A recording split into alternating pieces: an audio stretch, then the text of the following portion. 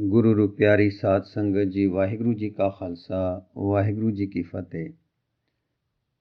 ਭਾਈ ਸਾਹਿਬ ਭਾਈ ਵੀਰ ਸਿੰਘ ਜੀ ਦੀ ਇੱਕ ਲਿਖੀ ਸੋਹਣੀ ਵਾਰਤਾਲਾਪ, ਜਿਸ ਵਿੱਚ ਅਸੀਂ ਇਸ ਦੇ ਪਹਿਲੇ ਭਾਗ ਵਿੱਚ ਪੜ੍ਹਿਆ ਕਿ ਉਹ ਬੀਬੀ ਕੁਐਸਚਨ ਕਰਦੀ ਹੈ ਕਿਸੇ ਗੁਰਸਿੱਖ ਬੀਬੀ ਨੂੰ ਕਿ ਤੁਸੀਂ ਬਾਣੀ ਬਾਰ-ਬਾਰ ਕਿਉਂ ਪੜ੍ਹਦੇ ਹੋ।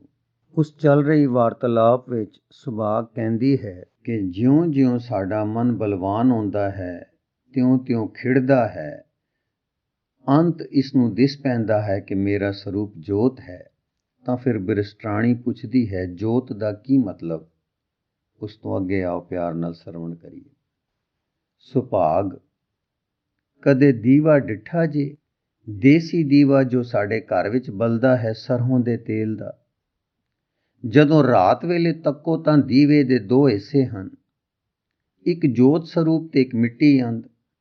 ਲਾਟ ਜੋ ਲਟ-ਲਟ ਬਲਦੀ ਹੈ ਉਹਦਾ ਸਰੂਪ ਜੋਤ ਹੈ ਤੇ ਬਾਕੀ ਦੀਵਾ ਵੱਟੀ ਤੇਲ ਸਾਰੇ ਅੰਧ ਹਨ, ਮਿੱਟੀ ਦੇ ਰੂਪ। ਇਸ ਦ੍ਰਿਸ਼ਟਾਂਤ ਤੋਂ ਆਪਣੇ ਸਰੀਰ ਨੂੰ ਸਮਝੋ ਕਿ ਇਹ ਸਰੀਰ ਅੱਖਾਂ, ਕੰਨ, ਨੱਕ, ਸਿਰ ਵਿੱਚ ਦੀ ਮਿੱਝ, ਦਿਲ ਇਸ ਸਰੀਰ ਦੀ ਮਿੱਟੀ ਦੇ ਹਨ। ਪਰ ਉਹ ਜੋ ਅੰਦਰ ਸੂਖਮ ਹੈ, ਜੋ ਆਪਾ ਲਖਾਵੇ ਤਾਂ ਮੈਂ ਕਰਦਾ ਹੈ ਤੇ ਮੇਰੀ ਕੂੰਦਾ ਹੈ, ਉਹ ਜੋਤ ਸਰੂਪ ਹੈ। ਮਨ ਸਰੀਰ ਵਿੱਚ ਵਸਦਾ ਹੋਣ ਕਰਕੇ ਆਪਣੇ ਆਪ ਨੂੰ ਸਰੀਰ ਵਾਂਗੂ ਅੰਧ ਮਿੱਟੀ ਦਾ ਹੀ ਕੋਈ ਅੰਗ ਸਮਝਦਾ ਹੈ। ਪਰ ਨਾਮ ਨਾਲ ਮੈਲ ਦੂਰ ਹੋ ਜਾਣ ਕਰਕੇ ਇਸ ਨੂੰ ਆਪਣੇ ਆਪ ਦਾ ਜਿਉਤੀ ਰੂਪ ਹੋਣਾ ਵੀ ਪ੍ਰਤੀਤ ਦੇ ਆਉਂਦਾ ਹੈ। ਫਿਰ ਦੁਹਰਾ ਦਈਏ, ਇਹ ਸਰੀਰ ਅੱਖਾਂ, ਕੰਨ, ਨੱਕ, ਸਿਰ ਵਿੱਚ ਦੀ ਮਿੱਝ, ਦਿਲ ਇਸ ਸਰੀਰ ਦੀ ਮਿੱਟੀ ਦੇ ਹਨ। ਪਰ ਉਹ ਜੋ ਅੰਦਰ ਸੂਖਮ ਹੈ, ਜੋ ਆਪਾ ਲਖਾਵੇ ਤਾਂ ਮੈਂ ਕਰਦਾ ਹੈ ਤੇ ਮੇਰੀ ਕੂੰਦਾ ਹੈ, ਉਹ ਜੋਤ ਸਰੂਪ ਹੈ। ਮਨ ਸਰੀਰ ਵਿੱਚ ਵਸਦਾ ਹੋਣ ਕਰਕੇ ਆਪਣੇ ਆਪ ਨੂੰ ਸਰੀਰ ਵਾਂਗੂ ਅੰਧ ਮਿੱਟੀ ਦਾ ਹੀ ਕੋਈ ਅੰਗ ਸਮਝਦਾ ਹੈ। ਪਰ ਨਾਮ ਨਾਲ ਮੈਲ ਦੂਰ ਹੋ ਜਾਣ ਕਰਕੇ ਇਸ ਨੂੰ ਆਪਣੇ ਆਪ ਦਾ ਜੋਤੀ ਰੂਪ ਹੋਣਾ ਵੀ ਪ੍ਰਤੀਤ ਦੇ ਆਉਂਦਾ ਹੈ। ਬ੍ਰਿਸ਼ਟਾਣੀ, ਖਬਰੇ ਸਾਰਾ ਹੀ ਮਿੱਟੀ ਅੰਧ ਹੈ, ਜੋਤੀ ਵੱਖਰੀ ਕੋਈ ਸ਼ੈ ਹੀ ਨਹੀਂ। ਸੁਭਾਗ, ਪ੍ਰਤੱਖ ਵੇਖ ਲਓ। ਤੁਸੀਂ ਉਸ ਪੁੱਲ ਵਿੱਚ ਹੋ ਜੋ ਬਾਣੀ ਕੱਢਦੀ ਹੈ ਤੇ ਨਾਮ ਦੂਰ ਕਰਦਾ ਹੈ। ਜਦ ਤੱਕ ਤੁਸੀਂ ਬਾਣੀ ਤੇ ਨਾਮ ਦੀ ਟੇਕ ਨਾ ਲਾਓ, ਤੁਹਾਨੂੰ ਆਪਣਾ ਆਪ ਸਰੀਰ ਤੋਂ ਵੱਖਰਾ ਜੋਤੀ ਰੂਪ ਕਿਕੂ ਦਿਸੇ। ਤੁਸਾਂ ਮੇਰੇ ਕਹਿਣ ਦੀ ਪ੍ਰੋੜਤਾ ਕਰ ਦਿੱਤੀ ਹੈ।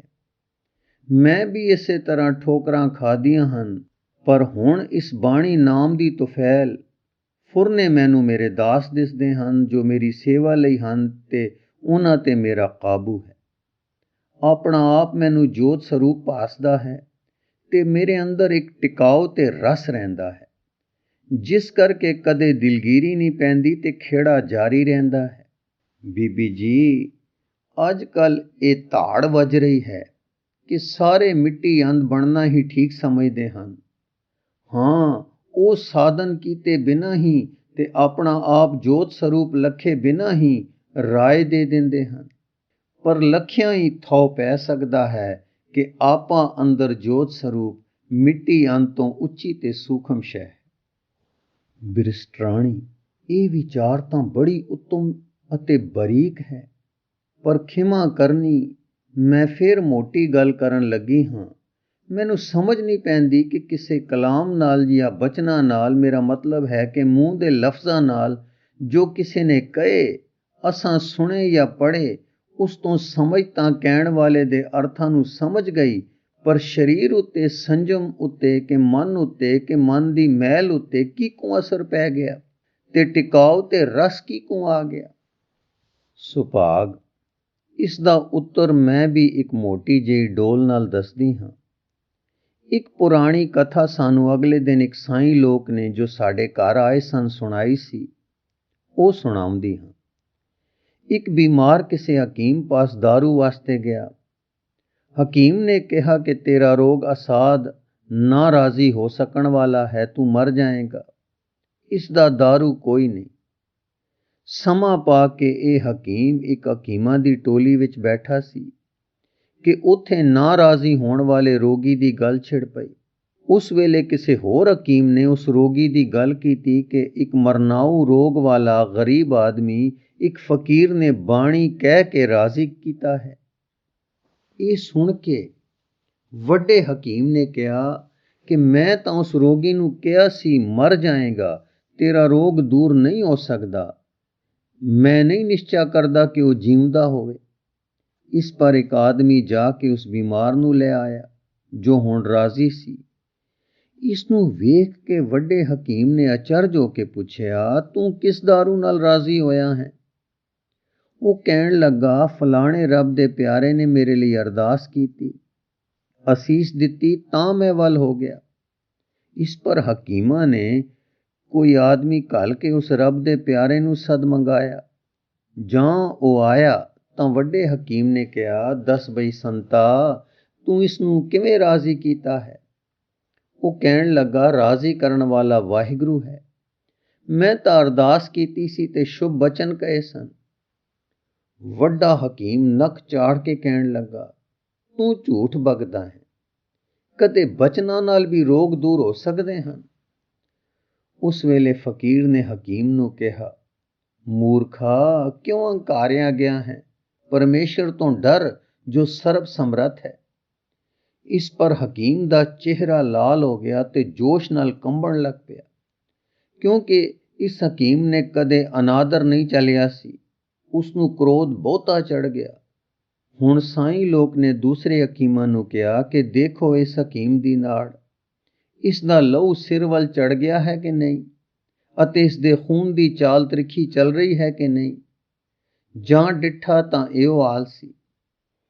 फिर फकीर ने कहा, वेखो, मेरे एक अशुभ बचन मूर्ख ने जो मैं इसनूं कहा है, इसनूं बीमार कर दिता है कि नहीं? दिल दी हरकत बदल गई है, लहू त्रिखा चल रहा है, सिर नूं चढ़ रहा है, शरीर कंब रहा है। ये बीमारी है कि नहीं? और मेरे एक बचन तो लगी है कि नहीं? सो भलिओ लोको, जे किसे बचन विच रोग लगा देण दी समर्था है तां किसे बचन विच रोग हटा देण दी भी समर्था हो सकदी है। परतख लई प्रमाण ना लभो। मैं मूर्ख गाल नहीं सी कढी, मैं तां तुहानूं ਇਹ ਦੱਸਣ ਲਈ कि बचन विच भी तासीर होंदी है, ਇਹ पद वरतिया सी। इस पर हकीम सारे मन गए कि साईं लोक ठीक कहंदा है। बरिस्ट्राणी जी, तुहानूं चेते होऊ कि मां दी लोरी नाल तुसीं निक्के होंदे सो जांदे सी। लोरी कोई अफीम तां नहीं सी जो नींद ले आउंदी सी। हुण भी डिठा होवेगा कि मिठे वाकां नाल गम ते गुस्सा दूर हो जांदा है। गम ते गुस्से विच भुख मर जांदी है। मिठे वाकां नाल जहर लै के भुख लगाउंदी है। साडे मन उत्ते वाकां दा असर होंदा है। बाणी अपना असर रखदी है। बाणी जो असी पढ़दे हां उस विच परतख ए तासीरां हन कि मन विच शुभ ख्याल वाड़दी है, अशुभ कढदी है, मन निर्मल हो जांदा है, निर्मल शै अपने असले दे बल विच आउंदी है। बाणी नाल फुरने रुकदे हन ते मन खिंडाव तो निकलदा है। बाणी मन नूं निर्मल, बलवान ते इकागर करदी है ते ਇਹ ਗੱਲਾਂ ही नहीं परतावे दी वरतो है। मैं तां परता के डिठा है। गल्लां वाले धर्म दे सारे मंडल मैं अखी वेखे हन ते करनी वाला मंडल साडा ਇਹ घर है। हुण तुसीं दसो, बचनां विच कोई असर मन नूं गुस्से के उदास, खुश के शांत करन वाला है कि नहीं? आम लोकां दे बचन नींद तक ले आउंदे हन, सिर पीड़ तक चढ़ा देंदे हन, धड़की ला देंदे हन। फिर निर्मल मन वाले, इकागर मन वाले, आपे विच टिक के बलवान होए मन वाले महापुरखां दी बाणी विच तां किते वधीक असर लोड़ीए ते गुरु की बाणी विच तां अमित तासीर चाहिए। बरिस्ट्राणी, गल तां तुसी भी बाबे वांगू पते दियां करदे हो ते समझ नूं ठंड पाई जांदे हो, पर फिर भी अमल करनों जी चुरावदा है ते कहंदा है कि ये रोज़ दा टंटा तुसां ने गल पाया होया है। सुभाग, ਰੋਜ਼ ਦਾ ਟੰਟਾ ਨਹੀਂ, ਛਿਨ ਛਿਨ ਦਾ ਟੰਟਾ, ਦਮ ਦਮ ਦਾ ਟੰਟਾ ਹਰ ਮਨੁੱਖ ਨੇ ਆਪਣੇ ਗਲ ਪਾਇਆ ਹੋਇਆ ਹੈ। ਤੁਸੀਂ ਕਿਹੜੇ ਟੰਟੇ ਤੋਂ ਛੁੱਟੇ ਬੈਠੇ ਹੋ? ਬਿਰਸਟਰਾਣੀ, ਕਿਸ ਤਰ੍ਹਾਂ? ਸੁਭਾਗ, ਹਰ ਛਿਨ ਹਰ ਪਲ ਤੁਹਾਡਾ ਮਨ ਸੋਚਾਂ ਸੋਚਦਾ ਰਹਿੰਦਾ ਹੈ। ਇੱਕ ਤਰੰਗ ਹਟਦਾ ਹੈ, ਇੱਕ ਹੋਰ ਉੱਠਦਾ ਹੈ। ਕਦੇ ਕਿਸੇ ਛਿਨ ਤੁਹਾਡਾ ਮਨ ਨਿਚੱਲਾ ਹੋ ਕੇ ਆਰਾਮ ਬੈਠਦਾ ਹੈ? ਬਿਰਸਟਰਾਣੀ ਹੈਰਾਨ ਹੋ ਕੇ, ਤੁਹਾਡਾ ਭਾਵ ਕੀ ਹੈ? ਸੁਭਾਗ, ਕਦੇ ਤੁਹਾਡਾ ਮਨ ਵਿਹਲਾ ਬਹਿੰਦਾ ਹੈ? ਕੋਈ ਨਾ ਕੋਈ ਸੋਚ, ਕੋਈ ਨਾ ਕੋਈ ਮਨੋਰਾਜ, ਕੋਈ ਨਾ ਕੋਈ ਸੰਕਲਪ ਫੁਰਦਾ ਹੀ ਰਹਿੰਦਾ ਹੈ। ਬਿਰਸਟਰਾਣੀ, ਇਹ ਤਾਂ ਠੀਕ ਹੈ। ਸੁਭਾਗ, ਫਿਰ ਦਮ ਬਦਮ ਕੇ ਛਿਨ ਛਿਨ ਦਾ ਪਿੱਟਣਾ ਤਾਂ ਤੁਹਾਡੇ ਗਲ ਪੈ ਹੀ ਰਿਹਾ ਹੈ। ਭਾਵੇਂ ਕਦੇ ਤਾਂ ਕੰਮਾਂ ਕਾਜਾਂ ਮੁਸ਼ਕਲਾਂ ਦੀਆਂ ਸੋਚਾਂ ਸੰਬੰਧੀ ਫੁਰਨੇ ਫੁਰਦੇ ਰਹਿੰਦੇ ਹਨ, ਪਰੰਤੂ ਅਕਸਰ ਵੇਰ ਨਿਕੰਮੇ ਬੇਅਰਥ ਖਿਆਲ, ਵਹਿਮ ਵਹਿਣ, ਮਨੋਰਾਜ ਫੁਰਦੇ ਰਹਿੰਦੇ ਹਨ। ਮਨ ਕੁਛ ਨਾ ਕੁਛ ਕਰਦਾ ਹੀ ਰਹਿੰਦਾ ਹੈ, ਇੱਥੋਂ ਤਾਈਂ ਕਿ ਨੀਂਦ ਵਿੱਚ ਵੀ ਨਿਚੱਲਾ ਨਹੀਂ, ਸੁਪਨੇ ਦੀ ਜਾਲੀ ਤਣਦਾ ਰਹਿੰਦਾ ਹੈ। ਫਿਰ ਤੁਸੀਂ ਹਰ ਵੇਲੇ ਇਸ ਪਿੱਟਣੇ ਵਿੱਚ ਹੋ ਕੇ ਨਾ? ਬਿਰਸਟਰਾਣੀ, ਲੱਗੇ ਤਾਂ ਰਹੀਦਾ ਹੈ।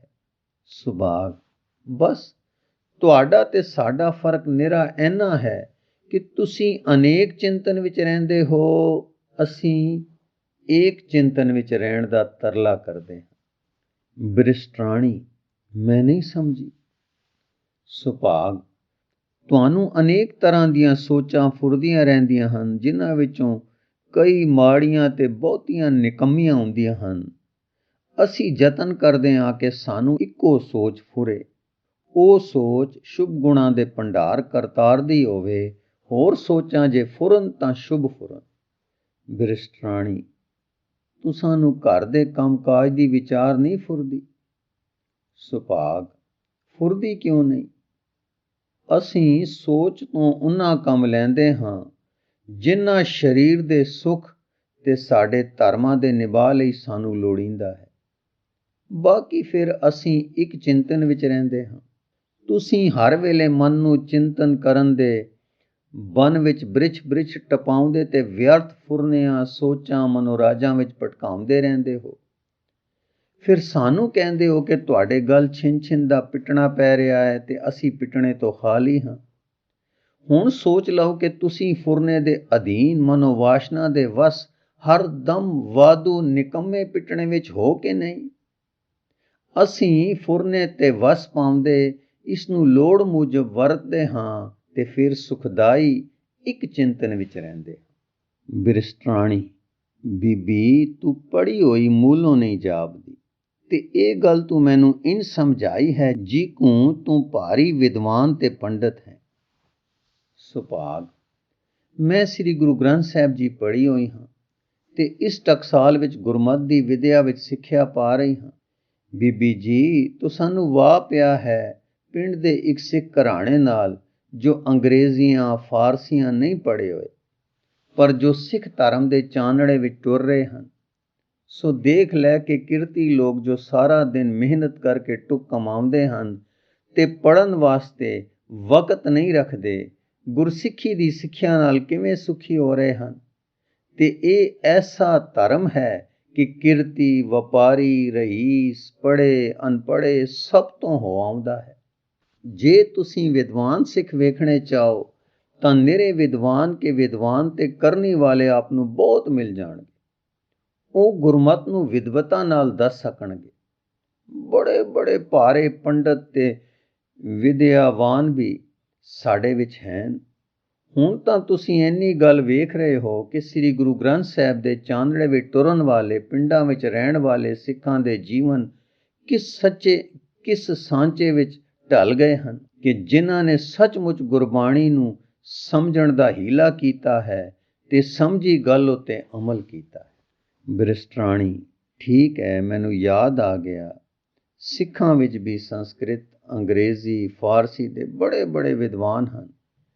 ਪਰ ਖਿਮਾ ਕਰਨੀ ਬੀਬੀ ਜੀ, ਕੀ ਗੁਰੂ ਗ੍ਰੰਥ ਸਾਹਿਬ ਜੀ ਵਿੱਚ ਐਸੀਆਂ ਬਰੀਕ ਗੱਲਾਂ ਲਿਖੀਆਂ ਹੋਈਆਂ ਹਨ? ਸੁਭਾਗ, ਉਹ ਤਾਂ ਆਤਮ ਵਿਦਿਆ ਦਾ ਭੰਡਾਰ ਹਨ। ਉੱਥੇ ਤਾਂ ਵਾਹਿਗੁਰੂ ਪ੍ਰਾਪਤੀ ਦੀ ਸਾਰੀ ਵਿਦਿਆ ਲਿਖੀ ਹੋਈ ਹੈ। ਐਨੀ ਕਿ ਬੜੇ ਬੜੇ ਪੰਡਤ ਸਮਝਦੇ ਹਾਰ ਜਾਂਦੇ ਹਨ, ਪਰ ਉੱਥੇ ਸੁਖੈਨਤਾ ਵੀ ਐਨੀ ਹੈ ਕਿ ਹਮਾਤੜ ਮੂਰਖ ਵੀ ਆਪਣੀ ਕਲਿਆਣ ਦਾ ਰਸਤਾ ਪ੍ਰਾਪਤ ਕਰ ਲੈਂਦੇ ਹਨ। ਜੋ ਮੈਂ ਗੱਲ ਤੁਹਾਨੂੰ ਸਮਝਾਈ ਹੈ, ਦੇਖੋ ਉੱਥੇ 2 ਤੁਕਾਂ ਵਿੱਚ ਦੱਸੀ ਹੋਈ ਹੈ। ਚਿੰਤਤ ਹੀ ਦੀਸੈ ਸਭ ਕੋਏ, ਚੇਤੈ ਏਕ ਤਹੀਂ ਸੁਖ ਹੋਏ। ਬ੍ਰਿਸ਼ਟਰਾਣੀ ਮਤਲਬ ਸੁਭਾਗ, ਇਹ ਕਿ ਸਭ ਕੋਈ ਸੋਚਾਂ ਹੀ ਸੋਚਦਾ ਦਿਸਦਾ ਹੈ। ਕਿਸੇ ਦਾ ਮਨ ਵਿਹਲਾ, ਨਿਚੱਲਾ, ਟਿਕਾਓ ਵਿੱਚ, ਆਰਾਮ ਵਿੱਚ ਨਹੀਂ ਹੈ, ਤੇ ਫਿਰ ਸਾਰੇ ਦੁਖੀ ਦਿਸਦੇ ਹਨ। ਸਤਿਗੁਰੂ ਜੀ ਕਹਿੰਦੇ ਹਨ ਕਿ ਜੇ ਇੱਕ ਨੂੰ ਚੇਤੇ ਤਾਂ ਸੁਖੀ ਹੋ ਜਾਵੇ। ਸੋ ਸਾਡੇ ਗੱਲ ਅਨੇਕ ਚਿੰਤਨਾਂ ਦਾ ਪਿਟਣਾ ਪਿਆ ਹੈ। ਅਸੀਂ ਇੱਕ ਚਿੰਤਨ ਵਿੱਚ ਵਸਦੇ ਹਾਂ ਤੇ ਸੁਖੀ ਹਾਂ। ਬ੍ਰਿਸ਼ਟਰਾਣੀ, ਕਿਉਂ ਇੱਕ ਚਿੰਤਨ ਵਿੱਚ ਸੁਖ ਹੈ? ਸੁਭਾਗ, ਇਹ ਗੱਲ ਬਰੀਕ ਹੈ, ਮੇਰੇ ਸਮਝਾਉਣ ਦੀ ਨਹੀਂ। ਜਿਕਰ ਮੇਰੀ ਮੋਟੀ ਸਮਝ ਵਿੱਚ ਹੈ, ਉਕਰ ਦੱਸ ਸਕਦੀ ਹਾਂ। ਜਿਸ ਆਦਮੀ ਦੀ ਅੱਖ ਅਨੇਕ ਦਰਸ਼ਨਾਂ ਨੂੰ ਦੇਖ ਰਹੀ ਹੈ, ਉਹ ਨਿਸ਼ਾਨਾ ਨਹੀਂ ਫੁੰਡ ਸਕਦਾ। ਜਿਸ ਨੇ ਨਿਸ਼ਾਨਾ ਫੁੰਡਣਾ ਹੈ, ਉਹ ਹਰ ਪਾਸਿਓਂ ਨਜ਼ਰ ਮੋੜ ਕੇ ਇੱਕ ਬਿੰਦੀ ਉੱਤੇ ਨਜ਼ਰ ਟਿਕਾਉਣੀ ਸਿੱਖਦਾ ਹੈ। ਜਦ ਇਸ ਟਿਕਾਅ ਵਿੱਚ ਉਸ ਦੀ ਨਜ਼ਰ ਪੱਕ ਜਾਂਦੀ ਹੈ, ਤਾਂ ਫੇਰ ਉਸ ਦਾ ਨਿਸ਼ਾਨਾ ਠੀਕ ਬੈਠਦਾ ਹੈ। ਆਪ ਨੇ ਡਾਕਟਰ ਜੀ ਨੂੰ ਪੁੱਛਣਾ, ਉਹ ਇੱਕ ਵਿਦਿਆ ਦੇ ਨੇਮ ਨਾਲ ਤੁਹਾਨੂੰ ਸਮਝਾਉਣਗੇ ਕਿ ਅਸਾਂ ਹੱਦ ਬੰਨੇ ਤੋਂ ਪਾਰ ਅਪਾਰ ਅਨੰਤ ਵਿੱਚ ਜਾਣਾ ਹੈ। ਇਸ ਕਰਕੇ ਪਹਿਲਾ ਯਤਨ ਇਹ ਹੈ ਕਿ ਇਸ ਫੈਲਾਅ ਵਿੱਚ ਖਿਲਰੇ ਮਨ ਨੂੰ ਅਸਾਂ ਇੱਕ ਬਿੰਦੂ ਉੱਤੇ ਟਿਕਾਉਣਾ ਸਿੱਖਣਾ ਹੈ, ਤਾਂ ਫਿਰ ਅਪਾਰ ਤੇ ਅਨੰਤ ਵਿੱਚ ਪਹੁੰਚਣ ਦਾ ਸਮਾਂ ਆਉਣਾ ਹੈ। ਮੈਂ ਇਹ ਅਨੁਭਵ ਕਰਦੀ ਹਾਂ, ਪਰ ਸਮਝਾ ਨਹੀਂ ਸਕਦੀ, ਜਾਂਚ ਨਹੀਂ ਆਉਂਦੀ। ਇਹ ਕਥਾ ਸੁਣ ਕੇ ਸਮਝ ਲਓ। ਇੱਕ ਉਸਤਾਦ ਨੇ ਆਪਣੇ ਸ਼ਾਗਿਰਦਾਂ ਨੂੰ ਤੀਰ ਕਮਾਨ ਦੀ ਵਿਦਿਆ ਸਿਖਾਈ। ਇੱਕ ਦਿਨ ਵੱਡੇ ਨੂੰ ਆਖਣ ਲੱਗਾ, ਕਿਉਂ ਬਈ, ਸਾਹਮਣੇ ਪੂਰਬ ਦਿਸ਼ਾ ਵੱਲ ਮੈਦਾਨ ਵਿੱਚ ਕੀ ਹੈ? ਉਸਨੇ ਕਿਹਾ, ਘਾਸ ਦਾ ਮੈਦਾਨ ਹੈ, ਵਿੱਚ ਪਿੱਪਲ ਹੈ। ਫਿਰ ਉਸਨੇ ਪੁੱਛਿਆ, ਪਿੱਪਲ ਦੀ ਪੱਛੋਂ ਦਿਸ਼ਾ ਵੱਲ ਕੀ ਹੈ? ਉਹ ਕਹਿਣ ਲੱਗਾ, ਪਿੱਪਲ ਹੀ ਹੈ, ਤੇ ਉਸਦਾ ਵੱਡਾ ਟਾਹਣ ਹੈ ਜੋ ਸਭ ਤੋਂ ਉੱਚਾ ਹੈ। ਉਸਤਾਦ ਨੇ ਫਿਰ ਪੁੱਛਿਆ, ਇਸ ਟਾਹਣ ਤੋਂ ਉੱਪਰ ਵਾਰ ਕੁਛ ਹੈ? ਸ਼ਾਗਿਰਦ ਬੋਲਿਆ, ਹਾਂ, ਟਾਹਣ ਤੇ ਇੱਕ ਤੋਤਾ ਬੈਠਾ ਹੈ। ਉਸਤਾਦ ਨੇ ਕਿਹਾ, ਤੋਤੇ ਦੀ ਕਿਹੜੀ ਅੱਖ ਤੇਰੀ ਵੱਲ ਹੈ? ਕਹਿਣ ਲੱਗਾ, ਖੱਬੀ। ਉਸਤਾਦ ਨੇ ਕਿਹਾ, ਤੈਨੂੰ ਹੁਣ ਕੀ ਦੀਦਾ ਹੈ? ਸ਼ਾਗਿਰਦ ਬੋਲਿਆ, ਪੂਰਬ ਦੀ ਦਿਸ਼ਾ, ਘਾਸ ਦਾ ਮੈਦਾਨ, ਵਿੱਚ ਇੱਕ ਪਿੱਪਲ, ਉਸਦਾ ਲਹਿੰਦੇ ਦਾ ਟਾਹਣ ਤੇ ਉੱਪਰ ਤੋਤਾ ਤੇ ਤੋਤੇ ਦੀ ਖੱਬੀ ਅੱਖ। ਉਸਤਾਦ ਨੇ ਕਿਹਾ, ਇਸ ਅੱਖ ਵਿੱਚ ਤੀਰ ਮਾਰ। ਤੀਰ ਮਾਰਿਆ, ਪਰ ਉਹ ਤੋਤੇ ਨੂੰ ਨਾ ਲੱਗਾ। ਫਿਰ ਉਸਤਾਦ ਨੇ ਦੂਸਰੇ ਸ਼ਾਗਿਰਦ ਨੂੰ ਬੁਲਾ ਕੇ ਉਹ ਗੱਲਾਂ ਪੁੱਛੀਆਂ, ਪੂਰਬ ਵੱਲ ਕੀ ਹੈ? ਸ਼ਾਗਿਰਦ ਬੋਲਿਆ, ਘਾਸ ਦਾ ਮੈਦਾਨ। ਉਸਤਾਦ, ਕੋਈ ਬੂਟਾ ਬੱਚਾ ਹੈ? ਸ਼ਾਗਿਰਦ, ਜੀ ਹਾਂ, ਇੱਕ ਬਿਰਛ ਹੈ ਤੇ ਉਹ ਪਿੱਪਲ ਦਾ ਹੈ। ਉਸਤਾਦ ਨੇ ਕਿਹਾ, ਪੱਛੋਂ ਦੀ ਵੱਲ ਦੇਖ। ਸ਼ਾਗਿਰਦ ਨੇ ਕਿਹਾ, ਉੱਚਾ ਟਾਹਣ ਦੀਦਾ ਹੈ। ਉਸਤਾਦ ਨੇ ਪੁੱਛਿਆ, ਹੁਣ ਤੈਨੂੰ ਕੀ ਦੀਦਾ ਹੈ? ਸ਼ਾਗਿਰਦ ਬੋਲਿਆ, ਉੱਚਾ ਟਾਹਣ। ਉਸਤਾਦ ਨੇ ਕਿਹਾ, ਘਾਸ ਦਾ ਮੈਦਾਨ ਤੇ ਸਾਰਾ ਪਿੱਪਲ। ਸ਼ਾਗਿਰਦ ਬੋਲਿਆ, ਮੈਨੂੰ ਤਾਂ ਹੁਣ ਨਿਰਾ ਇੱਕ ਟਾਹਣ ਦੀਦਾ ਹੈ। ਉਸਤਾਦ ਨੇ ਕਿਹਾ ਕਿ ਕੋਈ ਪੰਛੀ ਵੀ ਇੱਥੇ ਹੈ? ਸ਼ਾਗਿਰਦ ਨੇ ਕਿਹਾ, ਜੀ ਹਾਂ, ਹੈ ਇੱਕ। ਠਹਿਰ ਨਾ, ਮੈਂ ਨਜ਼ਰ ਜਮਾ ਲਵਾਂ। ਠਹਿਰ ਕੇ, ਜੀ ਹਾਂ, ਹੈ, ਅਰ ਤੋਤਾ ਹੈ। ਉਸਤਾਦ, ਹੁਣ ਤੈਨੂੰ ਕੀ ਦੀਦਾ ਹੈ? ਸ਼ਾਗਿਰਦ, ਜੀ ਤੋਤਾ। ਉਸਤਾਦ, ਪਿੱਪਲ ਕੇ ਡਾਲ। ਸ਼ਾਗਿਰਦ, ਜੀ ਬਿਨਾਂ ਤੋਤੇ ਦੇ ਹੋਰ ਨਹੀਂ ਕੁਛ ਦੀਦਾ। ਉਸਤਾਦ, ਤੋਤੇ ਦੀ ਕਿਹੜੀ ਅੱਖ ਤੇਰੀ ਵੱਲ ਹੈ? ਸ਼ਾਗਿਰਦ, ਤੱਕ ਤੱਕ ਕੇ, ਜੀ ਖੱਬੀ ਅੱਖ। ਉਸਤਾਦ, ਹੁਣ ਤੈਨੂੰ ਕੀ ਦਿਸਦਾ ਹੈ? ਸ਼ਾਗਿਰਦ, ਜੀ ਅੱਖ। ਉਸਤਾਦ ਬੋਲਿਆ, ਤੋਤਾ ਕੇ ਪਿੱਪਲ ਕੇ ਘਾਸ ਦਾ ਮੈਦਾਨ। ਸ਼ਾਗਿਰਦ ਬੋਲਿਆ, ਜੀ ਬਿਨਾਂ ਅੱਖ ਦੇ ਹੋਰ ਕੁਛ ਨਹੀਂ ਦੀਦਾ ਹੈ। ਉਸਤਾਦ ਨੇ ਕਿਹਾ, ਇਹ ਅੱਖ ਵਿੰਨ ਸੁੱਟ। ਹੁਣ ਸ਼ਾਗਿਰਦ ਨੇ ਕਮਾਨ ਖਿੱਚ ਕੇ ਤੀਰ ਦੀ ਸ਼ਿਸਤ ਬੱਧੀ ਤੇ ਤੀਰ ਛੱਡ ਦਿੱਤਾ। ਤੀਰ ਜਾ ਕੇ ਵੱਜਾ। ਜਦੋਂ ਪਿੱਪਲ ਹੇਠ ਜਾ ਕੇ ਡਿੱਠਾ, ਤੀਰ ਠੀਕ ਤੋਤੇ ਦੀ ਖੱਬੀ ਅੱਖ ਵਿੱਚ ਵੱਜਾ ਸੀ। ਸੋ ਇਸ ਤੋਂ ਤੁਸੀਂ ਸਮਝ ਲਓ ਕਿ ਜਦ ਤੱਕ ਮਨ ਦੀ ਸੁਰਤ ਇੱਕ ਚਿੰਤਨ ਵਿੱਚ ਨਾ ਆਵੇ ਤੇ ਇੱਕ ਨਿਸ਼ਾਨੇ ਉੱਤੇ ਟਿਕ ਨਾ ਜਾਵੇ, ਤਦ ਤੱਕ ਉਹ ਵਸਤੂ ਕਿਸ ਤਰ੍ਹਾਂ ਦਿਸੇ ਜੋ ਮਨ ਦੇ ਹੀ ਆਪਣੇ ਓਹਲੇ ਲੁਕੀ ਖੜੀ ਹੈ। ਅਸੀਂ ਇੱਕ ਚਿੰਤਨ ਤੇ ਇੱਕ ਵੱਲ ਖਿਆਲ ਆਪਣੇ ਇੱਕ ਨਿਸ਼ਾਨੇ ਉੱਤੇ ਧਿਆਨ ਦੇ ਟਿਕਾਉਣ ਲਈ ਕਰਦੇ ਹਾਂ। ਇਸ ਟਿਕਾਅ ਵਿੱਚ ਸਾਡੀ ਨਜ਼ਰ ਹੱਦਾਂ ਬੰਨੇ ਲੰਘ ਕੇ ਅਪਾਰ ਤੇ ਅਨੰਤ ਵਿੱਚ ਚਲੀ ਜਾਂਦੀ ਹੈ। ਫਿਰ ਉਹ ਕਲੇਸ਼ ਮਿਟ ਜਾਂਦੇ ਹਨ ਜੋ ਤੁਸਾਨੂੰ ਤੇ ਹੋਰ ਸਾਰੇ ਜਗਤ ਨੂੰ ਖਾ ਰਹੇ ਹਨ ਤੇ ਜਿਸ ਕਰਕੇ ਅੰਦਰ ਇੱਕ ਤਰ੍ਹਾਂ ਦੀ ਭਟਕਣ ਲੱਗੀ ਰਹਿੰਦੀ ਹੈ। ਦਿਲ ਕਦੇ ਕਿਸੇ ਖਿਆਲ ਤੇ ਕਦੇ ਕਿਸੇ ਖਿਆਲ ਤੇ ਟੱਪਦਾ ਫਿਰਦਾ ਹੈ, ਕਦੇ ਸ਼ੌਕ, ਕਦੇ ਚਿੰਤਾ, ਕਦੇ ਕਲੇਸ਼ਾਂ ਵਿੱਚ ਰੁੜਦਾ ਹੈ। ਮਨ ਦੀ ਇਸ ਹਾਲਤ ਨੂੰ ਖਿੰਡਾਓ ਕਹਿੰਦੇ ਹਨ। ਖਿੰਡਾਓ ਵਿੱਚ ਬਲ ਨਹੀਂ ਹੁੰਦਾ। ਜੋ ਚੀਜ਼ ਖਿੰਡਦੀ ਹੈ ਉਹ ਨਿਰਬਲ ਹੁੰਦੀ ਹੁੰਦੀ ਆਪਣੇ ਆਪ ਨੂੰ ਖਲੇਰ ਸੁੱਟਦੀ ਹੈ। ਇਸੇ ਕਰਕੇ ਅਨੇਕ ਚਿੰਤਨ ਵਿੱਚ ਰਹਿਣ ਵਾਲੇ ਮਨ ਕਰਕੇ ਕਮਜ਼ੋਰ ਹੁੰਦੇ ਹਨ। ਮੋਟੀ ਜਿਹੀ ਗੱਲ ਤੁਸੀਂ ਤਾਂ ਬਹੁਤ ਜਾਣਦੇ ਹੋ ਸੋ।